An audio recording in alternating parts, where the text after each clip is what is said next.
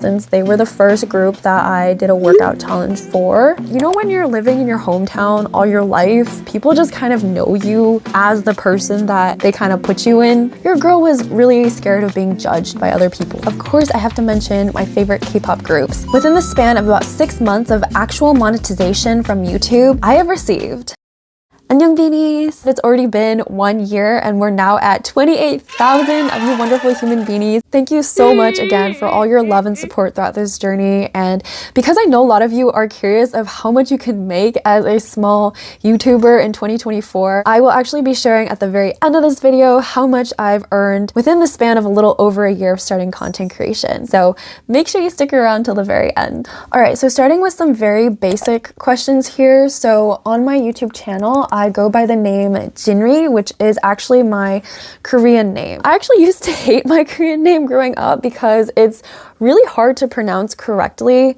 and my cousins would always tease me and call me Chili instead. So the proper way of saying my name in Korean is actually Chili, where the N is essentially silent. Chili.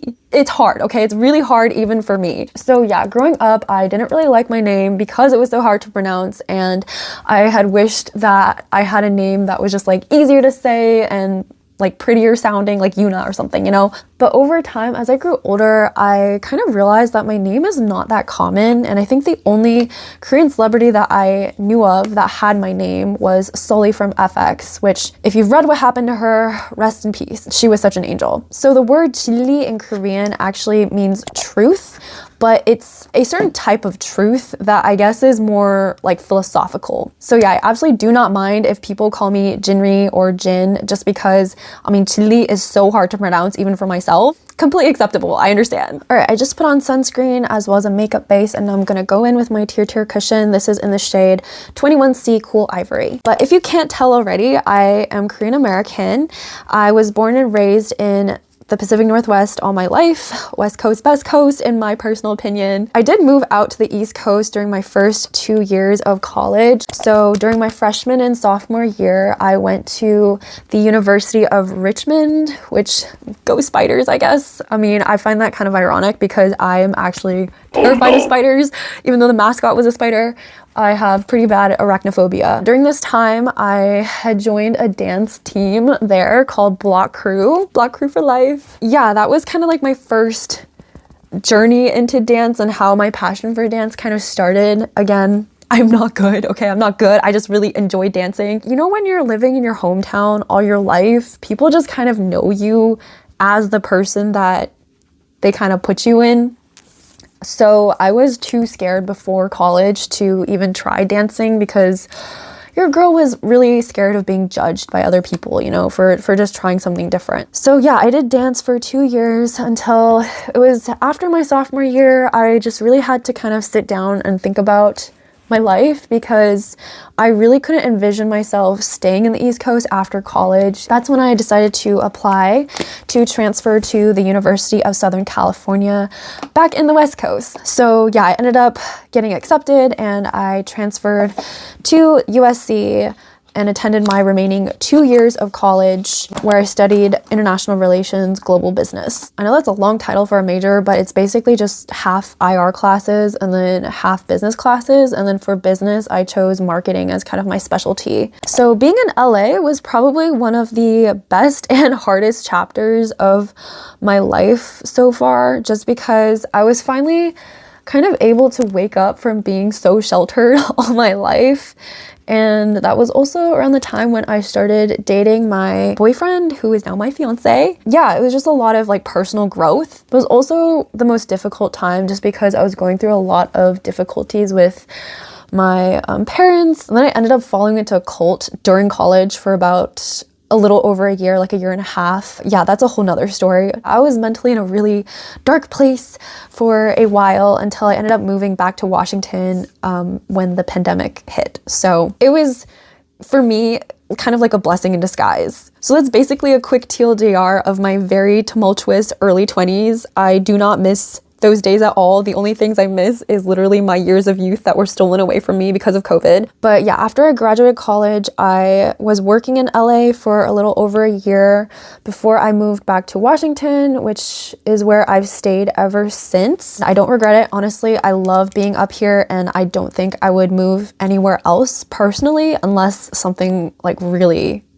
has to motivate me to move. If you're curious about my job, I do work full-time remote, which I know is pretty rare these days, but thankfully in my industry it's pretty possible to do. I don't know quite yet if I want to disclose my professional career on my channel, just because I like keeping my professional life very separate from my content creation life. I think it's because in my mentality, I'm like, I would never share to my coworkers that I have a YouTube channel, that I do content creation. And I guess this mentality just kind of stays the same, like vice versa to you guys. But maybe someday, okay? Maybe someday when I'm comfortable, I will share a little bit more about what I do. But in the meantime, it just feels a little awkward for now. Oh, my foot fell asleep. Oh my God. No. I'm gonna go in and make my brows a lighter color to make them look more natural. Oh my God. And so I'm just using this Etude House brow mascara. Girl, you are making a mess on your face. Good enough. But okay, to keep things more lighthearted, in terms of MBTI, I am an INFJ. At least that's like the most consistent result that I've gotten from taking it several times. The most recent time I took the test, I ended up getting an INTP, I think, which definitely did not sound right when I was reading through it. I think I just answered the questions really badly that time around. I am definitely an emotional person. I am always in my feels. Like, if I'm ever about to cry, I legitimately cannot stop myself from crying. Like it will just come out no matter how hard I try to hold it in. I am actually really jealous of people who can hold back their tears. It just doesn't happen for me. I'm also pretty introverted, but obviously if I do get comfortable enough and know that I won't get hardcore judged, I will start to come out of my shell. If any of you are into astrology, I am a Taurus, which is an earth sign. Honestly, if you take a look at my bedroom aesthetic, you could probably already guess it. I'm actually thinking of doing a room tour video, so if you are interested in that, make sure to leave me a comment below. For my favorite part of makeup now is the blush. So I'm taking this Apu Juicy Pong Jelly Blusher in the number 2, BE02, which is kind of like this slightly orange shade. It's just like perfect for fall. It's this nice warm tone, orangey-ish color. And I think I'm more warm tone, so I like how it looks. I've been trying cool tone blushes too, but I think at the end of the day, warm tone blushes just makes me feel better about myself. I think it just looks better. I have some blush blindness, if you can't tell already. I make it pretty obvious, but I like how it looks, okay? Can't stop me. All right, good.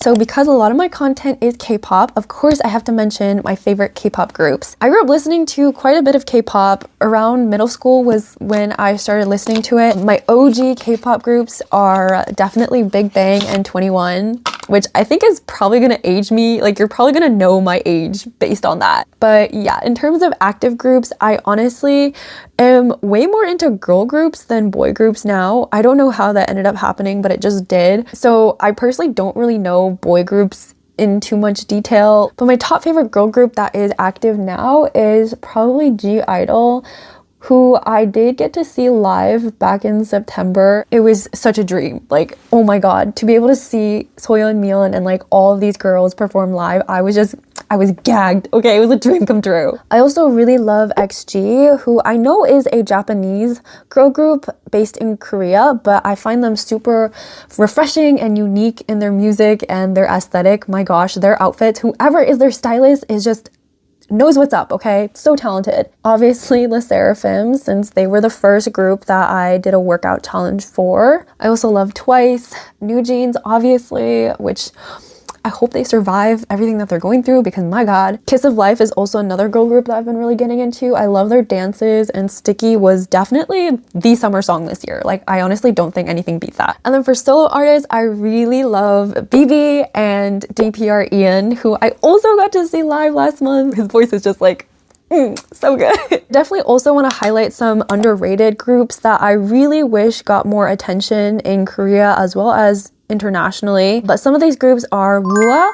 I think Blush was the first song that I really heard from them, and I was like, you know what, they're really good, because their next song after that was like a complete 180 from Blush, which is like, you know, those typical really cutesy, like lighthearted girl group songs, and then they went to like a whole 180 doing a rock based song for their next comeback, and I was so impressed that they pulled it off. So Wua is definitely one. Triple S, who I feel like has grown quite a bit in popularity and attention, which is really good to see, but I definitely do think they're worth talking about more with their unique concept of having so many members. And then Purple Kiss is one that has existed for a while. I don't know their music as well, but whenever I do click on a music video from them, their music is always really good, and I really feel like they deserve more attention. And then lastly, Oneness is a boy group that I personally really was impressed by when I think they were competing in that one show. I think it was called Kingdom. Their performance for one of their songs was, I think, mama level. Like, it was just so good, and I was, my jaw was on the floor. So I personally don't really know them as well either, but I definitely do think they deserve a lot of recognition too. They actually came to Seattle too this year, and I really wanted to go, but I had something scheduled the same day, so I didn't end up going to their concert. But it was literally only $60. Like, their tickets were only $60. And in this economy, oh my god, I really wish I went. Going into how I started my YouTube channel, so back in September of last year is basically when I quit my job for the first time, and maybe last time ever, without a backup plan. I was super burnt out, and that was also around the same time when my parents disowned me because I moved to Seattle with my boyfriend, again, now fiance. I decided to choose my sanity over my security that time, and honestly, those 3 or so months of fun employment were probably some of the happiest and best times I've ever had in my life. I really wish I could have done longer, but also at the same time, I don't regret just having those 3 months, because it is nice having a stable paycheck come through with my now current full-time job. But yeah, during this time was really when I decided to seriously and very intentionally pursue YouTube. Like, I've tried on and off on starting YouTube. I have uploaded videos in a different channel a long time ago. They don't exist anymore on the internet, but I just never took it seriously. So I told myself, you know what, this is gonna be the time where you can actually try, because you don't have anything else going for you right now. And so that's why I started. And the first few videos I made were like pretty random. It was just about like quitting my job, topics around my 20s, like rejection or feeling lost in your 20s. They're also still up, like you can still watch them if you want to, but they're pretty rough and preliminary, like you can definitely tell. But then once I uploaded my Le Seraphim workout video and the shorts version, that's when my content creation career kind of exponentially grew. So just coincidentally, and I don't know like how the algorithms work, but TikTok and YouTube picked up my shorts version of the Le Seraphim workout at the same time. So I think that's what really helped. And this happened around, I think, November, and I uploaded the Le Seraphim workout, I think maybe like a few weeks before it really started to pick up. Like at one point, I think it was just like a few hundred or thousand views, and I was like, oh, okay, I think that's like the limit to where this video is gonna take me. But yeah, it definitely went further than expected. My storage card maxed out, so I had to go through and clean out some stuff before I could film more. Yeah, the Le Seraphim workout was definitely kind of the video for launching my channel to where it essentially is now. And I can definitely share a more thorough breakdown of why I think that video went viral during my first few months of social media. I have a lot of thoughts about that one and why it did so well. So to give you a quick snapshot of my YouTube timeline so far, we reached 1,000 subscribers at around December of last year, and then that exponentially grew to 5,000 in January. I didn't reach monetization until around March, but I wasn't really earning anything because I still needed a certain number of viewership hours in order to apply for the AdSense revenue. And so that didn't happen until around April, and then by then we reached around 10,000 subscribers. Oh no, I smeared my mascara. And so in the span of 1 year, I basically uploaded only 25 videos total, like long form videos, which I know as a content creator is definitely not great stats wise, but personally for me, when I do look back on most of the videos, I feel pretty happy with how they turned out. And overall, I guess the purpose of my channel is really to serve as kind of like that digital diary for myself, to really record my personal growth and journey in life, while at the same time giving motivation and just being a positive light to somebody out there who needs it in the world. Oh, I also got this really cool lip balm thing from VDL. So it's basically like you twist it and then a little bit of lip balm comes out. It's just a very hygienic way to use a product. I really like the packaging. All right, I'm gonna do my lips really quick and then I'll be right back. All right, so the moment you've been waiting for. Within the span of about 6 months of actual monetization from YouTube, I have received, drumroll please, $685. I have not touched any of that money so far, and I have it safely secured away in a high yield savings account to hopefully invest into something like a laptop or just anything that will help me continue to build this channel and our community. Achieving monetization within less than a year is honestly more than I could have ever wished for, so I consider every single penny an absolute blessing and achievement. You did good. I really do aspire to make even more and better content within this next year. I just really want to say thank you so much again for all your support and encouragement. It really just means so much to me, like you don't understand. I read every single comment and I try to respond as best as I can. Definitely don't be a stranger and make sure to introduce yourself down in the comments below too, so I can get to know you. I hope this video was helpful to getting to know me, as well as getting like a sneak peek of what it's like being a small content creator in 2024. Make sure to like this video if you enjoyed watching, and I'll catch you in my next one. In the meantime, stay strong, fighting! 안녕!